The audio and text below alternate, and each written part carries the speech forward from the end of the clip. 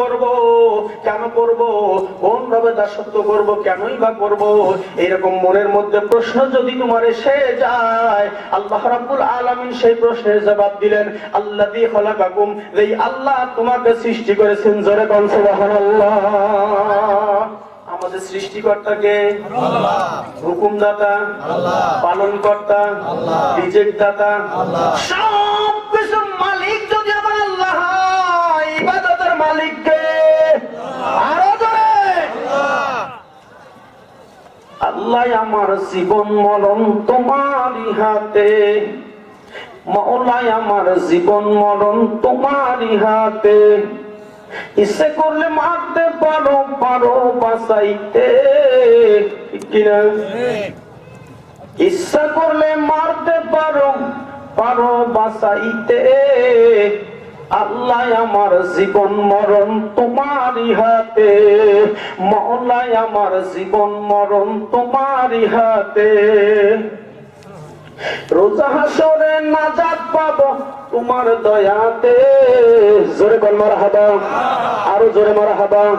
রোজা হাসরে নাজাত পাবো তোমার দয়াতে, আল্লাহ আমার জীবন মরণ তোমারই হাতে, মাওলাই আমার জীবন মরণ তোমারই হাতে।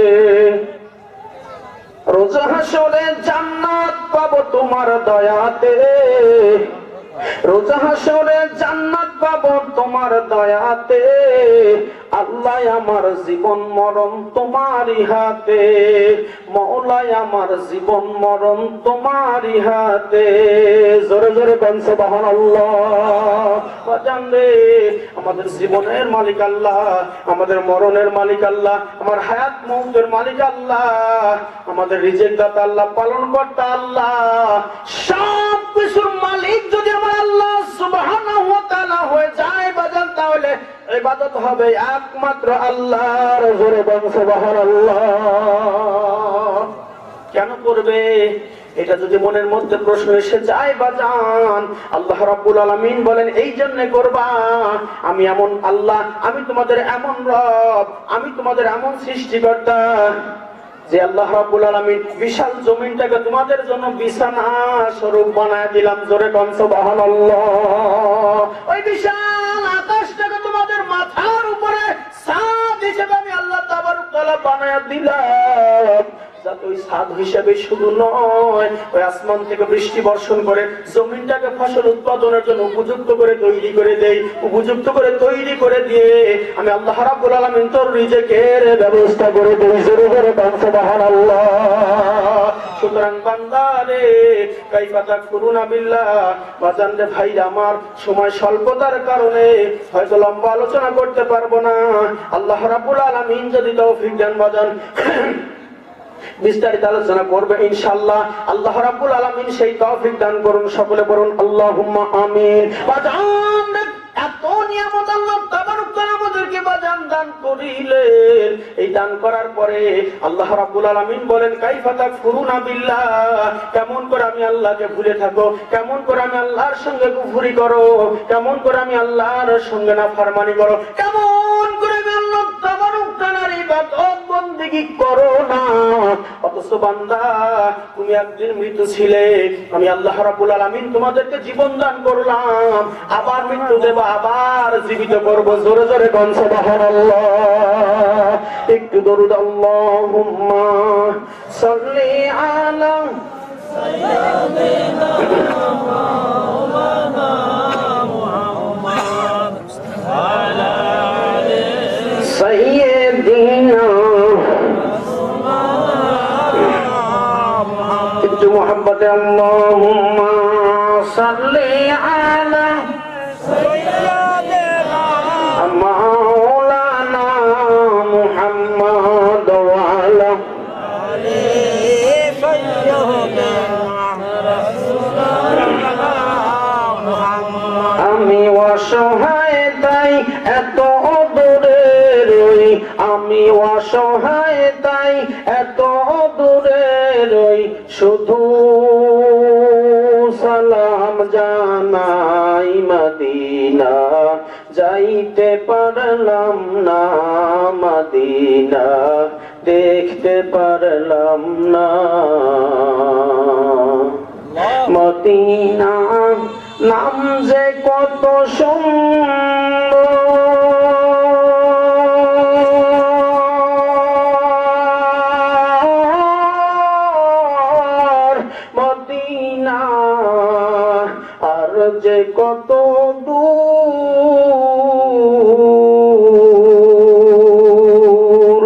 মদিনা নাম যে কত সুন্দর,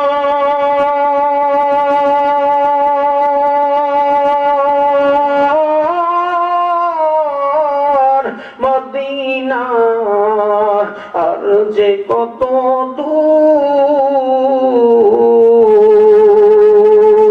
ওই মদিনার পথের ধুলি আমি, ওই মদিনার পথের ধুলি আমি মাখতে পারলাম না। মদিনা যাইতে পারলাম না, মদিনা দেখতে পারলাম না। আমি অসহায় তাই এত দূরে রই, আমি অসহায় তাই এত দূরে রই, শুধু সালাম জানাই। মদিনা যাইতে পারলাম না, মদিনা দেখতে পারলাম না। মদিনা নাম যে কত মধু,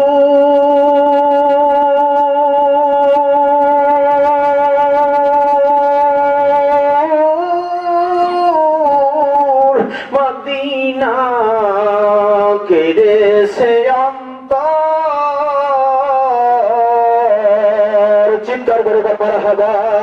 মদিনা নাম যে কত মধু,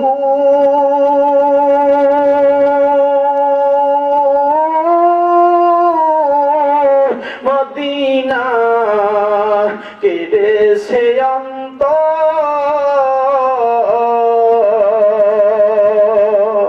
পাখির ন্যায় ডানা থাকলে, পাখির ন্যায় ডানা থাকলে যাইতাম মদিনা। মদিনা যাইতে পারলাম না, মদিনা দেখতে পারলাম না।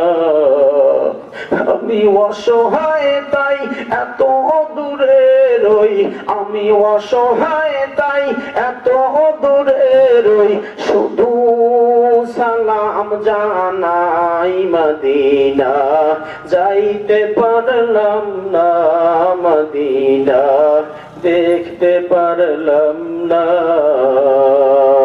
আল্লাহুম্মা সাল্লি আলা সাইয়্যিদিনা মাওলানা মুহাম্মদ ওয়া আলা আলি সাইয়্যিদিনা রাসূলুল্লাহ মুহাম্মদ। আলহামদুলিল্লাহ। খারাপ লাগে আপনাদের?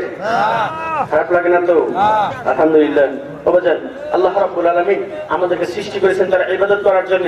সেই ইবাদত যদি আমাদের করা না হয়, আল্লাহ রাব্বুল আলামিনের কোনো ক্ষতি হবে না। ইবাদত করলে আল্লাহর কোনো লাভ হবে? বাজান রে ভাইরা আমার, আমার আল্লাহ তাবারক ওয়া তাআলা বলেন, ও বান্দা আমার ইবাদত তুমি করো আর নাই বা করো, মনে রেখো বান্দা তুমি একদিন মৃত্যু ছিলে, আমি আল্লাহ রাব্বুল আলামিন তোমাদেরকে জীবন দান করলাম, তারপরে আবার মৃত্যু দেব, আবার জীবিত করব। জোরে জোরে গান সুবহানাল্লাহ। তোমার বিরুদ্ধে করে তোমাকে আমি আল্লাহ রাব্বুল আলামিন জীবিত করে আমার কাছে ফিরে আনবো।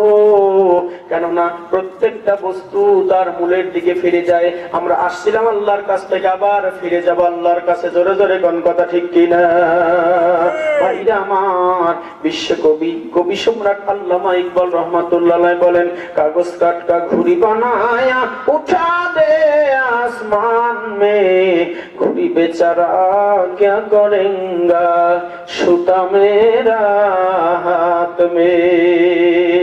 ভাইরা আমার, বিশ্বকবি কবি সম্রাট আল্লামা আল্লামা ইকবাল রাহমাতুল্লাহ আলাইহি বলেন, ছোট্ট ছোট্ট বাচ্চারা কাগজ কেটে ঘুড়ি বানায় আকাশ পানে উড়াইয়া দেয়। জোরে কোন কথা ঠিক কিনা? ওই ঘুড়ি যখন আকাশ পানে উড়াইয়া দেয়, ঘুড়ির বুকের মধ্যে কিন্তু বাদন সুতা লাগাইয়া দেয়। বিশাল আকাশ পার করে ঘুড়ি মনে মনে চিন্তা করে, আল্লাহ, আর মনে হয় আমাকে কেউ কোনোদিন ধরতে পারবে না, আমি সকলের নাগালের বাইরে চলে আসছি। মনের আনন্দে মাথা নাড়ায় আর উঠতে থাকে। এই কথা যখন চিন্তা করে, ওই বোকা ঘুড়ি কিন্তু জানে না ওই ঘুড়ির বুকের মধ্যে কিন্তু সুতা লাগানো আছে, সুতার লাটাই মালিকের হাতেই রয়ে গেছে।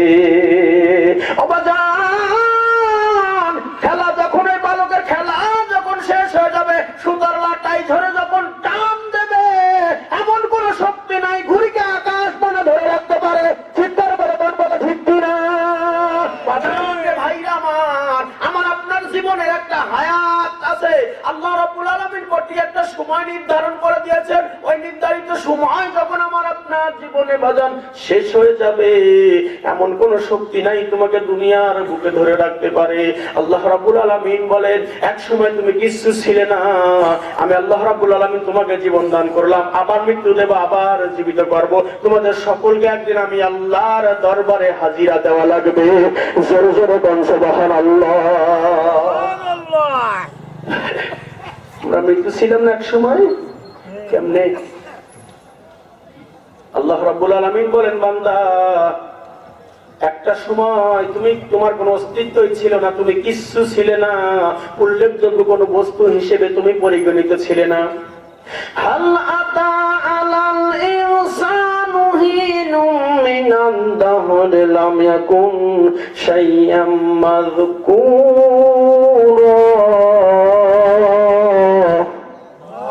আরো জোরে আল্লাহু আকবার। এমন একটা সময় কি ছিল না তুমি উল্লেখযোগ্য বস্তু হিসেবে তুমি পরিগণিত ছিলে না? এমন একটা সময় কি তোমার জীবনে ছিল না? ও বান্দা, তোমার বাপের সঙ্গে যখন তোমার মায়ের বিয়ে হয় না, তোমার অস্তিত্ব কোথায় ছিল? একটা বার চিন্তা কর। আমি আল্লাহ রাব্বুল আলামিনের মেহেরবানিতে তোর বাপের সঙ্গে যখন মায়ের বিয়ে হয়ে গেল, আমি আল্লাহ রাব্বুল আলামিন বাবার পৃষ্ঠদেশ থেকে সবেগে নির্গত এক ফোঁটা পানি মায়ের রেহেমের ভিতরে ঢুকাই দিলাম। ওই পানি ফোঁটাকে জুমাট রক্ত মাংসে পরিণত করলাম, কচি কচি হাড় দিলাম, রক দিলাম, চামড়া দিলাম, সুন্দর করে একটা বডি, একটা স্ট্রাকচার তৈরি করে এমন একটা ইন্টেনসিভ কেয়ার ইউনিটের ভিতরে আমি আল্লাহ তোকে রেখে দিয়েছিলাম। তাহলে ইবাদত কেন হবে না? সে আল্লাহর ইবাদত যদি না হয়, আমার কিচ্ছু যাবে আসবে না, ক্ষতি এবং লাভ হবে কার? কথা বলেন। যার যার তার তার। আপনার কবরে তো আমি যাব না, আপনার কবরে আপনার বাপও যাবে না। আপনার কবরে আপনি যাবেন, আমার কবরে আমি, আমার আব্বার কবরে আব্বা, মায়ের কবরে মা। সুতরাং যার যার আমল তাকে তাকে তৈরি করতে হবে শক্ত করে। চিৎকার করে কোন কথা ঠিক কিনা? বাজান রে ভাইরা আমার, আল্লাহ রাব্বুল আলামিন বলেন, ওই না পাক পানি, ওই পানি ফুটাকে জুমাট রক্ত মাংসে পরিণত করলাম, কচি কচি রক দিলাম, হাড় দিলাম, চামড়া দিলাম, সুন্দর করে একটা বডি, একটা স্ট্রাকচার তৈরি করলাম। তারপরে ওর ভিতরে আমি আল্লাহ রাব্বুল আলামিন রূহু দান করলাম। জোরে কোন সুবহানাল্লাহ। যাদের জান আছে তাদের খাবারের দরকার আছে না নাই? কথা বলেন বাজান, আছে না নাই? খারাপ লাগে আপনাদের? যাদের জান আছে তাদের খাবারের দরকার আছে।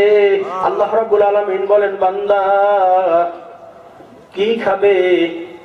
কে খাবারের ব্যবস্থা করেছেন?